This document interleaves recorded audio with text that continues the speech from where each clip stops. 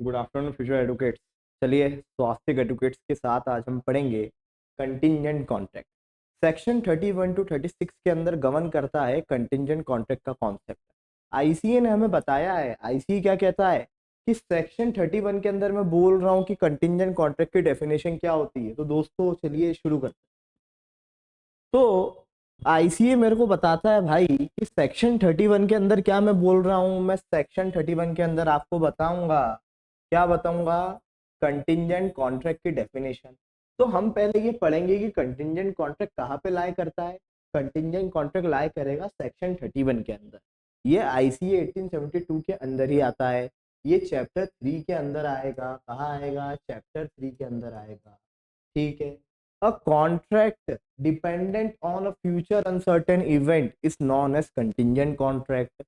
भैया ऐसी कोई सुविधा जो किस पे डिपेंड करे, जो किस पे लाई करे, कोई फ्यूचर अनसर्टेन इवेंट पे लाई करे, तो वो क्या होता है? वो कंटिंजेंट कॉन्ट्रैक्ट होता है। दोस्तों इसको हम एक एग्जांपल के साथ पढ़ सकते हैं। A contract of insurance depend on a specific event like an accident or fire। अच्छा, जो हमारे कॉन्ट्रैक्ट होते हैं ना, कंटिंजेंट कॉन्ट्रैक्ट, वो इंश्योरेंस कॉन्ट्रैक्ट भी वही होते हैं, क्योंकि वो किस पे लाई करते हैं? वो किसी फ्यूचर अनसर्टेन इवेंट पे लाई करते हैं। इसको देखो, यदि ऐसा मान लो आप लोग कि ए है, ए ने क्या बोला, ए ने अपनी गाड़ी का इंश्योरेंस कराया। इंश्योरेंस कंपनी का नाम था बी। इनने बोला, बोले हम आपकी गाड़ी को इंश्योर करते हैं 5 लाख रुपीस तक के डैमेज तक। अच्छा, तो ये क्या कह रहा है? यदि आपकी गाड़ी का एक्सीडेंट होता है, क्या होना चाहिए? एक्सीडेंट होना चाहिए। एक्सीडेंट होगा तो क्या मिलेगा? पैसा मिलेगा। क्या मिलेगा दोस्तों? पैसा मिलेगा। यदि एक्सीडेंट नहीं हुआ, यदि एक्सीडेंट नहीं हुआ तो हमें पैसा मिलेगा क्या? यदि एक्सीडेंट नहीं होगा तो पैसा नहीं मिलेगा। तो ये कैसा है? ये वन वे चलता है। इसके अंदर रेसिप्रोकल प्रॉमिसेस गवर्न नहीं होते, ना ही वो परफॉर्म करने की हमें आवश्यकता है।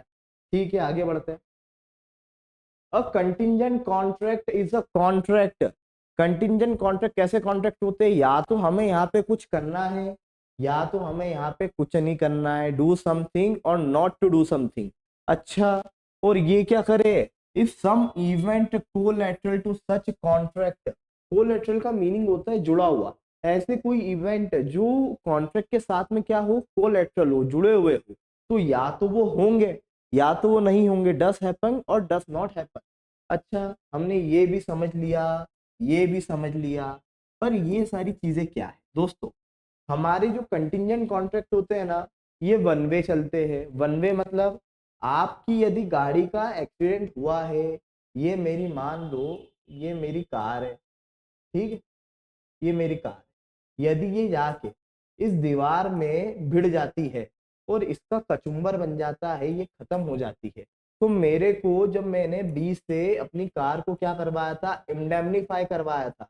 मैंने इसको सिक्योर करवाया था कि यदि कोई भी फ्यूचर डैमेजेस होंगे तो इसका रिम्बर्समेंट आप मेरे को करोगे। किसका? ये कार क्रैश होने का। तो इनने बोला था, बोले आपको हम 5 लाख रुपए तक की सिक्योरिटी देते हैं कि यदि आपकी कार का कोई एक्सीडेंट होता है तो 5 लाख रुपए का क्लेम आपको मिलेगा। तो आपको 5 लाख रुपए का क्लेम कब मिलेगा? जब आपकी गाड़ी का एक्सीडेंट होगा। यदि आपकी गाड़ी का एक्सीडेंट नहीं होगा तो आपको पैसा मिलेगा क्या? नहीं। We are not entitled to claim the amount. अच्छा, हम इंटाइटल कब होंगे? जब वो चीज होगी। तो यहाँ पे कैसा काम चल रहा है? One way.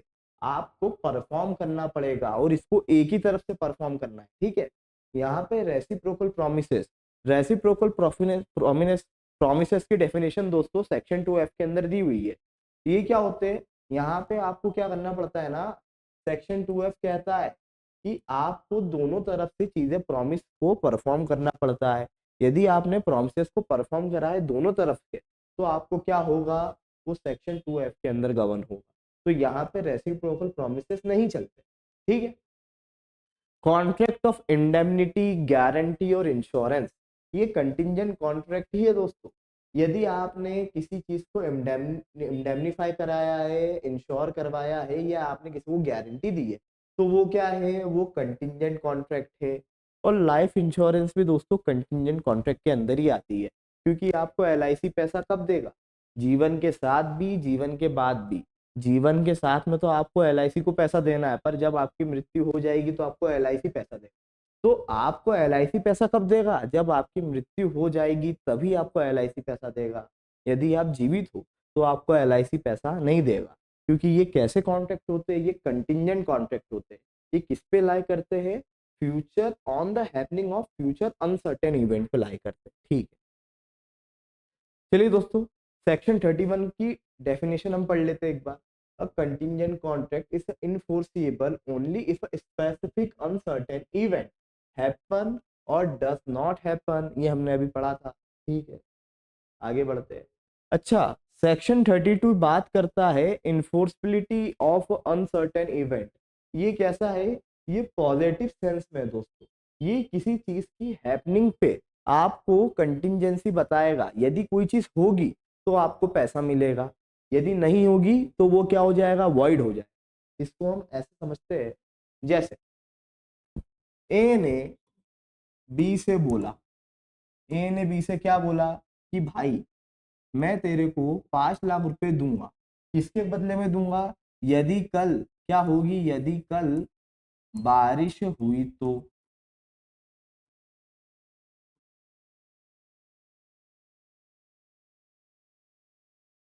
होगी तो। अच्छा, ये ए बी को 5 लाख रुपए कब देगा, किसी फ्यूचर अनसर्टेन इवेंट की हैपनिंग पे।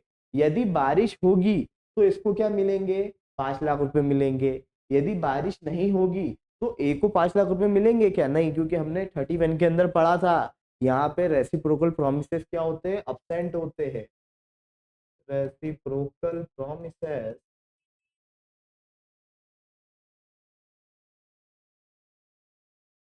was absent। यहाँ पे रेसिप्रोकल प्रोमिसेस क्या नहीं होते, प्रेजेंट नहीं होते। इसलिए इसको पैसा कब मिलेगा, जब यहाँ पे क्या होगा, कल बारिश होगी तो। कल बारिश नहीं हुई तो इसको कुछ भी नहीं मिलना है। तो यहाँ पे वन वे काम चलता है, सेक्शन 31 हमें ये कहता है। अच्छा, 32 में बताता है हैपनिंग के बारे में। तो ये कैसा है दोस्तों, यदि कोई चीज होगी तो आपको पैसा मिलेगा, वरना अन्यथा नहीं मिलेगा। ठीक है, इसको हम और डिटेल में पढ़ेंगे दोस्तों। If the event become impossible the contract become void.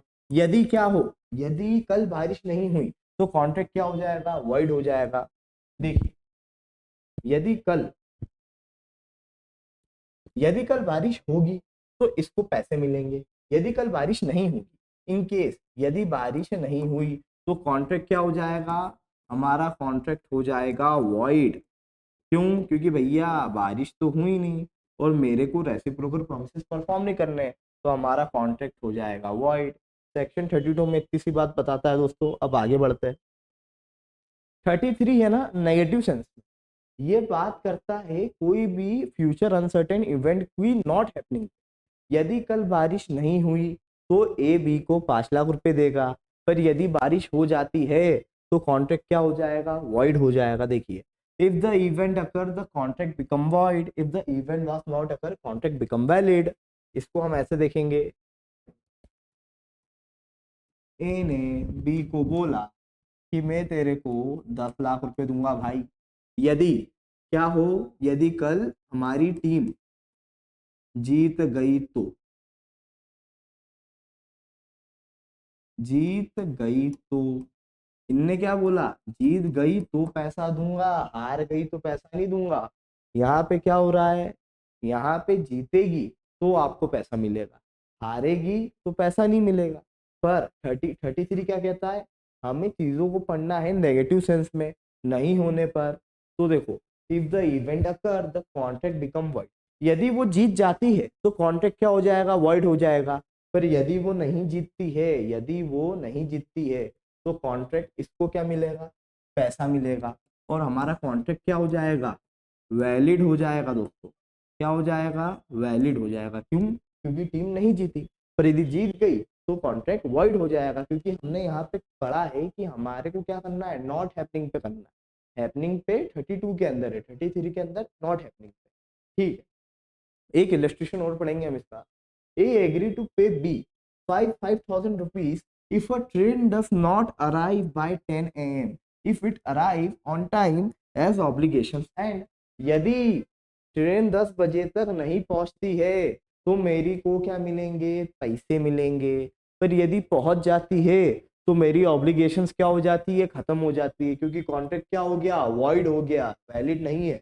ठीक है, अब हम बात करेंगे सेक्शन 34 की, where an event considered impossible. देखो 31 बात करता है कंटिजेंसी की, 32 बात करता है हैपनिंग की, 31 बोलता है कंटिजेंसी क्या होती है, 32 बात करता है पॉजिटिव सेंस में कि हैपनिंग पे, 33 बात करता है नेगेटिव सेंस में, और 34 बात करता है होने पे, पॉसिबिलिटी होने पे।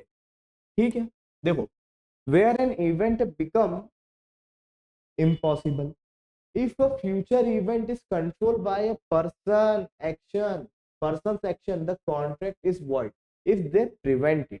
अच्छा, यदि कोई पर्टिकुलर फ्यूचर इवेंट वो किसी पर्टिकुलर पर्सन से क्या हो, गवर्न हो, कंट्रोल हो, तो क्या हो जाएगा, कॉन्ट्रैक्ट वॉइड हो जाएगा। अच्छा, हम इसको एक इलस्ट्रेशन के साथ पढ़ते हैं। देखो ए जो था ना, ए ने बी को बोला कि भाई यदि तू, ए ने बी को बोला कि मैं तेरे को 1,000 रुपए दूंगा, क्यों दूंगा, यदि तू बी सी से शादी करेगा तो। यदि ए ने इसको 1,000 रुपए दिए, क्यों दिए, यदि ये सी से शादी करेगा तो। पर क्या होता है ना, ये जो हमारी सी थी ये अपने बॉयफ्रेंड के साथ भाग जाती है, सी ने क्या करा भैया, अपने बॉयफ्रेंड के साथ शादी कर लेती है, तो बी क्या शादी नहीं करता है, तो वो अब बोलता है, बी क्या करेगा, बी करेगा वेट, वेट करता है एक्स के मरने का। बी भैया बोलता है, बोले मेरे को सी से सच्चा प्यार हो गया है, मैं शादी करूंगा तो सिर्फ सी से करूंगा, मैं दूसरे से नहीं करूंगा। तो बी क्या करता है भैया, बी इंतजार करता है, खड़ा हूं आज भी वहीं। तो ये क्या बोलता है, यदि एक्स की मृत्यु होगी तो मैं फिर इससे शादी कर लूंगा। तो ये यहाँ पे वेट कर रहा है, क्यों, क्योंकि ये इससे सच्चा प्यार करता है दोस्तों। तो ये हमारा एग्जाम्पल था सेक्शन 34 का। ठीक है, if a future event control by person action. देखो यहाँ पे जो फ्यूचर इवेंट है, जो शादी करनी थी, ये कैसा इवेंट था, फ्यूचर इवेंट था, शादी करनी थी, तो ये कैसा इवेंट है, फ्यूचर इवेंट है। इसको कौन कंट्रोल कर रहा है, कोई पर्सन कंट्रोल कर रहा है। ये जो इस भैया शादी करनी थी, अब ये सी के हाथ में थी, नहीं भागती तो दोनों का ब्याह हो जाता, दोनों अच्छे से भैया खुशी से रहते, पर वो तो भाग गई। तो पर्सन के एक्शन से वो चीज कंट्रोल हो रही है, तो कॉन्ट्रैक्ट क्या हो जाएगा, void if they prevent it. यदि वो उसको प्रिवेंट करते हैं तो हमारा कॉन्ट्रैक्ट वॉइड हो जाएगा दोस्तों। ठीक है, आगे बढ़ते हैं। अब देखो सेक्शन 35, सेक्शन 35 बात करता है contingent contract depend on future, depend on future conduct. भैया देखो ऐसे कंटिंजेंट कॉन्ट्रैक्ट जो किस पे डिपेंड कर रहे हो, किसी फ्यूचर इवेंट पे, किसी फ्यूचर इवेंट पे डिपेंड कर रहे हो, फ्यूचर इवेंट के कंडक्ट पे डिपेंड कर रहे हो।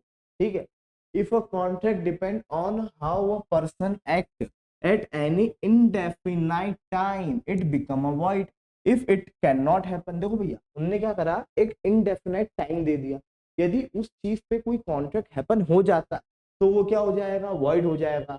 If it can not happen, यदि वो इट बिकम वॉइड, वो वॉइड कब होगा, जब वो नहीं होगा। यदि वो हैपन नहीं हुआ तो वो क्या हो जाएगा, वॉइड हो जाएगा। यदि वो इनडेफिनेट टाइम के अंदर हैपन हो गया तो वो क्या होगा, वैलिड होगा। देखो अब इसको हम ऐसे भी देख सकते हैं, A promises to pay B if B become the prime minister. भैया ए ने बी को बोला, ए ने बी को बोला कि भाई मैं तेरे को 5 लाख रुपए पे करूंगा, कब करूंगा, जब बी क्या बन जाएगा, बी बन जाएगा पीएम, प्राइम मिनिस्टर बनेगा तो वो उसको देगा। If B disqualified from the election, तो वो उसको पैसे देगा क्या, वो उसको पैसे नहीं देगा, और हमारा कॉन्ट्रैक्ट भी क्या हो जाएगा, वॉइड हो जाएगा। देखो अब सेक्शन 35 की बात हम करेंगे, कंटिंजेंट कॉन्ट्रैक्ट, इसको ये दो पार्ट में डिवाइड होते हैं। एक होता है happening with in fix time, हम यदि किसी चीज की हैपनिंग देख रहे पर्टिकुलर हमने डेफिनेट टाइम के अंदर देख रहे, तो वो क्या है, पैरा 1 के अंदर इसकी डेफिनेशन हमें दी हुई है। और यदि हम किसी चीज की नॉट हैपनिंग की डेफिनेशन देख रहे हैं किसी फिक्स्ड टाइम के अंदर, तो वो कहाँ दी हुई है, वो पैरा 2 में दी हुई है। ठीक है, ये जो होते हैं ना इनफोर्सिएबल और हैपनिंग, ये कब इन्फोर्स होंगे, ये इन्फोर्स होंगे किसी पर्टिकुलर इवेंट की हैपनिंग पे। और ये वाले कोर्स कहाँ इन्फोर्स होते हैं, ये नॉट हैपनिंग पे होते हैं। यहाँ पे फर्क क्या है, ये पॉजिटिव सेंस में, ये कैसा है, ये नेगेटिव सेंस में। ठीक है, बट इफ नॉट हैपनिंग और बिकम इम्पॉसिबल, या तो वो नॉट, यदि वो हैपन नहीं हो रहा है और या तो वो इवेंट ही इम्पॉसिबल हो गया है, तो ये क्या हो जाएगा, वॉइड हो जाएगा। और यहाँ पे भी इनफोर्सिबल और नॉट हैपनिंग, यदि ये वॉइड हो गया तो ये क्या हो जाएगा, इनफोर्सिबल नहीं हो पाएगा, तो ये भी क्या हो जाएगा, ऑटोमेटिकली वॉइड हो जाएगा दोस्तों। अब हम सेक्शन 36 के आखिरी वाले सेक्शन पे बात करते हैं। अच्छा, an agreement contingent on impossible event. देखो भैया, कोई एग्रीमेंट कंटिंजेंट होता है, कब होता है, कोई इम्पॉसिबल इवेंट पे होता है। तो if the event is impossible from the start, the contract become void. यदि कोई कॉन्ट्रैक्ट शुरुआत से ही क्या हो, इम्पॉसिबल हो, तो वो कॉन्ट्रैक्ट क्या हो जाता है, वॉइड हो जाता है। जैसे ए ने बी को बोला कि मैं तेरे को 5 लाख रुपए दूंगा यदि तू मेरे को उड़ने वाली चटाई लाके देगा, तो उड़ने वाली चटाई होती है क्या, होती नहीं है, तो ये क्या है, वॉइड हो जाएगा, क्योंकि ये क्या है, पॉसिबल ही नहीं है भैया, कैसे करके लाके दोगे आप। If the event is impossible, उड़ने वाली चटाई लाने वाला इवेंट क्या है, इम्पॉसिबल है, तो ये कॉन्ट्रैक्ट शुरुआत से ही क्या होगा, वॉइड होगा। ठीक है। अच्छा, A agree to pay B 50,000 if the sun rises from the west. A ने बी को बोला, ए ने बी को क्या बोला कि मैं तेरे को 50K दूंगा। कब दूंगा, यदि जो हमारा सूरज बाबा है ना, कौन, ये हमारा सन है, ये कहाँ से राइज हो, rises from the west, this is impossible so the contract is void. भैया यदि हमारा सूरज वेस्ट से उगेगा तो इसको क्या मिलेंगे, पैसे मिलेंगे, पर सूरज कभी वेस्ट से उगेगा क्या, नहीं उगेगा, तो ये कॉन्ट्रैक्ट क्या हो जाएगा दोस्तों, वॉइड हो जाएगा। चलिए आज के लिए इतना ही। आज हमने पढ़ा सेक्शन, आज हमने चैप्टर 3 पूरा खत्म कर दिया दोस्तों। और आने वाली सीरीज के अंदर हम एडमिनिस्ट्रेशन लॉ, फैमिली लॉ और साथ ही साथ हिंदू लॉ के साथ साथ मुस्लिम लॉ भी चालू करेंगे। Stay tune on Swastik. Thank you.